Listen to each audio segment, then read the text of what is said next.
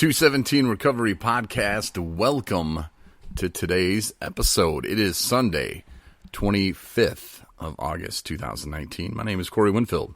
Thank you. Thank you for listening.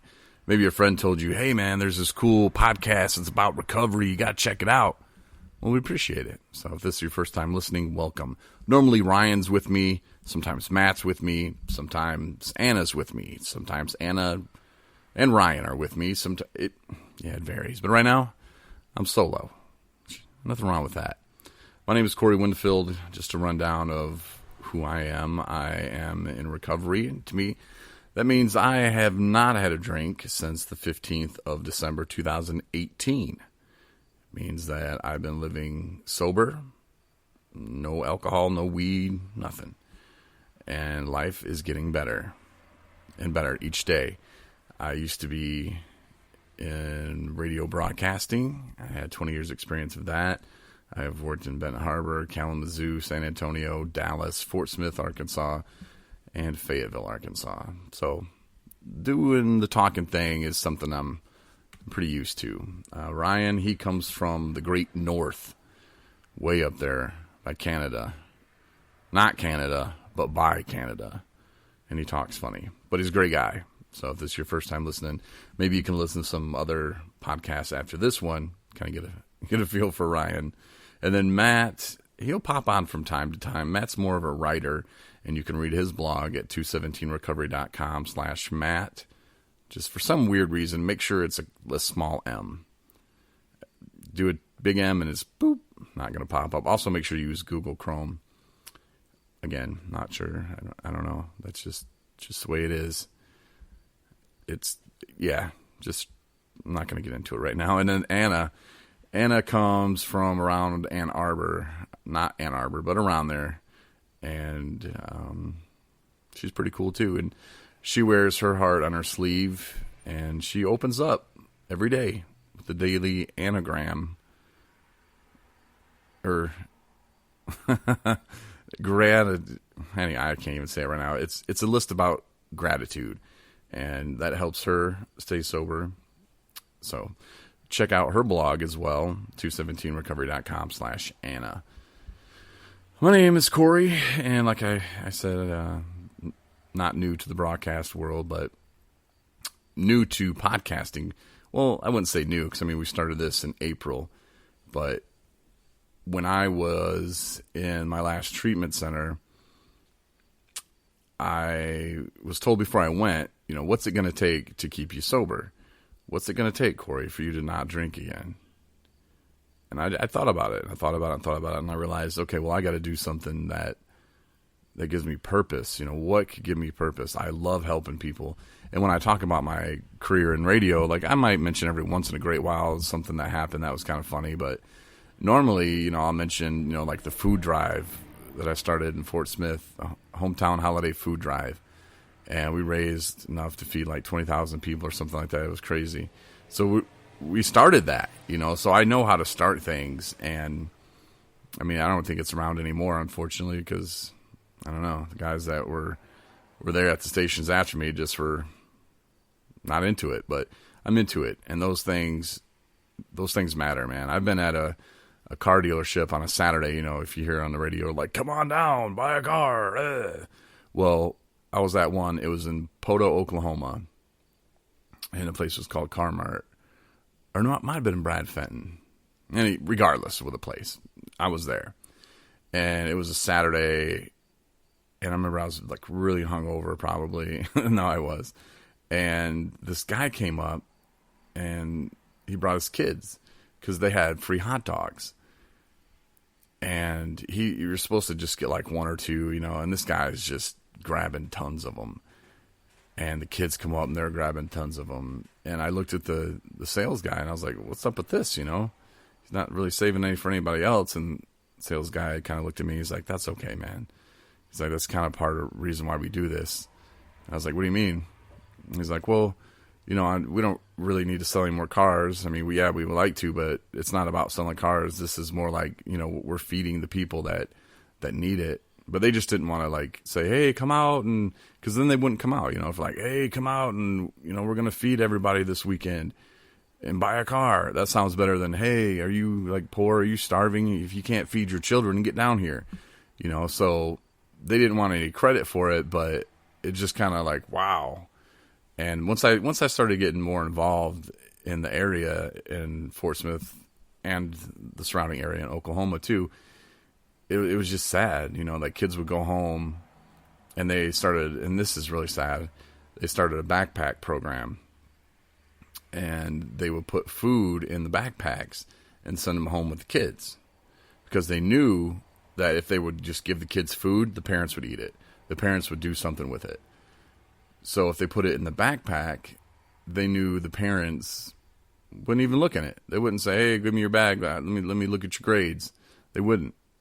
And some people would say, oh, but their mom, she's on drugs, and, their dad, he's an alcoholic, them drunks, and that's what they get.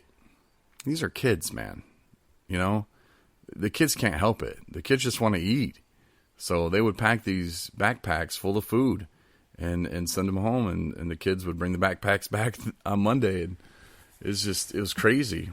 It really was. So that was something that was near and dear to me.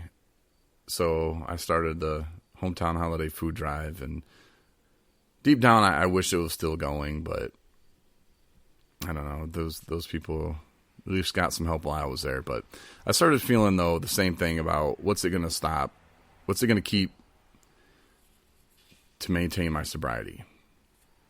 And I thought about it. I laid in bed, and I thought, I remember when I worked on the radio, like at first, when I was like young, I would drink. I mean, the station had like a big barn. It was just stuffed full of beer, and I mean, it was silly. But then I started thinking, wow, like if I have a beer, I'm better on the air. I'm way more funny when I have a few beers in me. And then it kind of loosened me up. You know how a lot of people say, to be around people, like I gotta have a couple drinks, just to be around people. My anxiety's too high. I need some drinks. Well, I kind of looked at it like that. Like, I need a few drinks before I can get on the air and do my show. Otherwise, I'm not going to be good. And one time I was driving home from work, and I had heard one of the commercials I had done like a few days before or something, and it was so bad. And I was so drunk, I could tell. And I turned around, went back, and redid the commercial. And I swore then that I wouldn't drink at work anymore, because that was just not a good idea, because I loved being on the radio, and I just loved it. I loved entertaining people, and it was fun. It was great. I've tried other jobs. I did Tool and Die for a hot minute. I've done, I don't know, everything kind of, but not really. But radio was my passion. It's something that I just absolutely loved. It didn't feel like work. So I loved it, and just kind of moved up, and then, got an offer to go to Kalamazoo, so I accepted that. And I didn't drink when I was on the air anymore. I didn't drink at events. Even if we were at a bar broadcasting live, I wouldn't. I'd say no. Even if someone bought me a shot, I'd say, can't do it. Because another thing was about driving home, and I didn't drink and drive. I mean, if you would have pulled me over on the way to the liquor store the next morning, I probably wouldn't pass this, field sobriety test. But I wasn't like the kind that would go to the bar and then kind of drive home. I mean, I did, I guess, but it was very rare. I would ride with people who had way too much to drink, which is not safe either. But a lot of dumb decisions are made under the influence of alcohol. It's a drug. But anyway, sorry, I was just going down memory lane there, and it just kind of stumped me for a minute. But yeah, so I didn't drink on the air. If it was at bars, they'd offer me shots. I wouldn't do them. And so I was laying in the bed, and I thought, maybe I should do something. And my sister has been bugging me for a long time. Corey, you need to do a podcast. I want to listen to a podcast. And people have told me, even in treatment centers, like, you need to start a podcast, and you're funny. And, we'd listen to it for sure. Oh, what was her name? From Pine Rest. Oh, it's strength in my tongue. It starts with a C. Anyway, she was like, Corey, if you really would do a podcast, you have to get a hold of me. And I haven't gotten a hold of her, but I guess first if I remember her name. She's real cute too. I'm surprised I don't. Anyway, I'll figure it out and get a hold of her. But that's why I started the podcast. My sister, my friends, people at treatment centers even, like, start a podcast. But I didn't have anything to talk about. I didn't know what I was going to talk about. When I started, and I think I still have them way, way, way back on here even.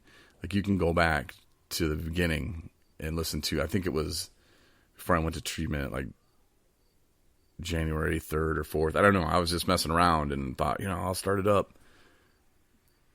And it was just like a show almost, but I don't know. I didn't like it. I didn't like it at all. And then once I was in treatment, Joyce had said, why don't you do a podcast? And I was like, yeah, if I got $1 for every time someone said that, I have like $15. But I started thinking about it, and I was like, she's right. I should do a podcast. And she was like, you can do it about recovery. What do I know about recovery? At that time, I think I had, I don't know, maybe a month or two sober. And no, I don't even think that long. Maybe a month sober. And I'm just thinking, okay, when I get out of here in 3 months, I'll have 4 months, and who's going to listen to me? They're going to look at me and say, this guy, he's got 4 months sober. I can't listen to this guy. What does he know about it?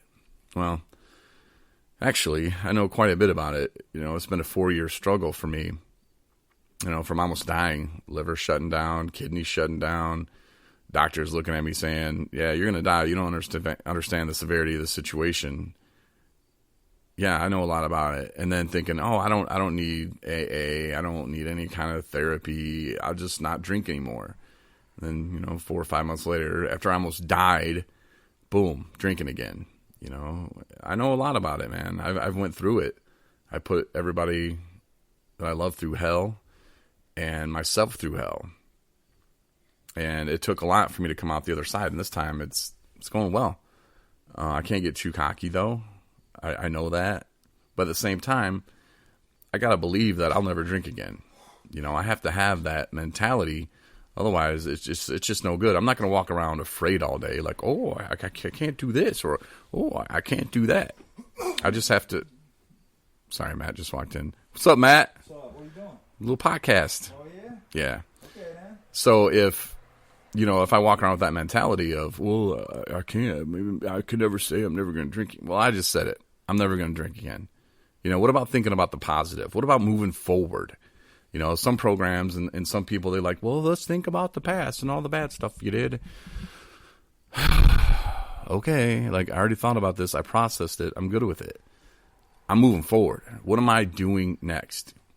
NF, he's a rapper from Detroit, and he doesn't like to be called a Christian rapper, but he's got a positive message. If you like rap and you're tired of listening to stuff that's just talking about smoking blunts and hooking up with chicks and hoes, and check out NF. I think you really like him. He's got a positive message, but he's got a song called Green Lights, and it's like, that's all I see right now is green lights. Like, don't tell me I can't do something, because I'm going to do it, and there's nothing stopping me. 217 Recovery is a nonprofit business. It's registered in the state of Michigan. We're going to get a 501c3. No one can tell me I can't. I just applied for a grant with an MRE. Nobody, what are they going to do? Tell me no? Okay. What do you want me to fix? I'm getting it. I'm going to get that. It's not going to be like, I'm going to try to get that. There's no trying. I'm getting it. I don't know if they know that yet, but I'll do whatever it takes.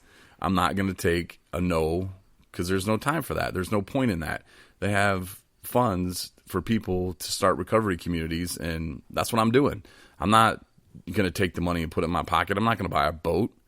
No, I got big plans. Let's just say that. And I'm going to do them. So that's the way I think.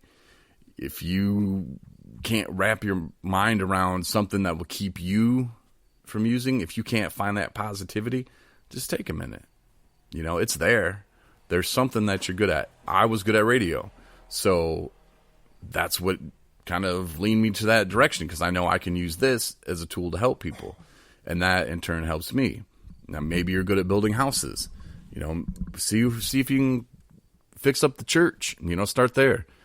The church always knows people, and then it just brings you closer to God anyway, right? It doesn't matter your religion. You get spiritual, and good things happen. And Matt can tell you that too, because